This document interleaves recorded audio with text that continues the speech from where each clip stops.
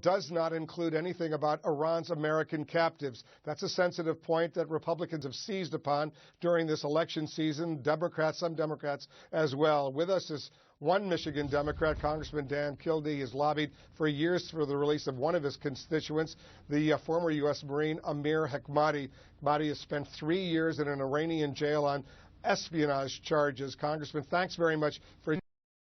Yes, you voted for the Iran nuclear deal. It now looks like that part of this is over with, at least for now. So does that open the door or close the door to Hekmati and the 3 other Americans being released by Iran?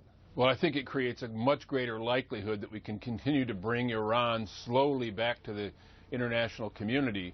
And one, of course, tangible demonstration of that would be for them to release these Americans. I really hate to think what the fate of these Americans might have been had the Republicans prevailed in their attempt to try to stop this agreement.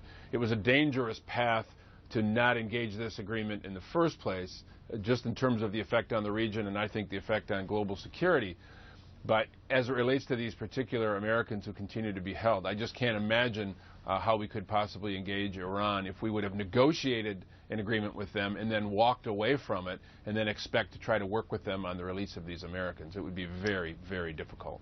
What do you say to the Republican presidential frontrunner, Donald Trump, when he says it's crazy that the administration didn't simply demand the release of these four Americans right at the start and say, you got to release these Americans, then we'll talk about easing the sanctions, $100 billion or whatever, and other aspects. He says this is a disgrace.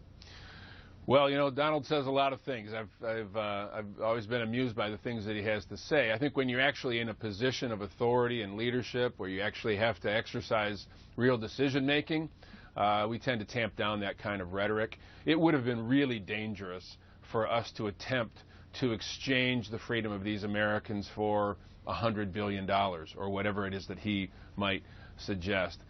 You know, I would have preferred that the release of these Americans had been a precondition of entering negotiations, and maybe I could agree with Mr. Trump on that particular point. But once we entered negotiations, I think most reasonable people on this question would understand the real danger in exchanging the freedom of innocent Americans for something that we would have to give up at the nuclear negotiating table. We'd have to ask ourselves, what would we give? More nuclear capacity, more money, and what would that do to Iran or some other rogue nation's intentions later on when they can't get something from us? What would they do? Grab some more Americans and try to trade them for something that they otherwise could not secure?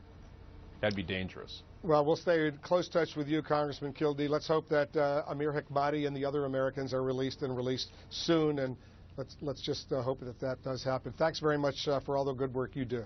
Thank you, Wolf.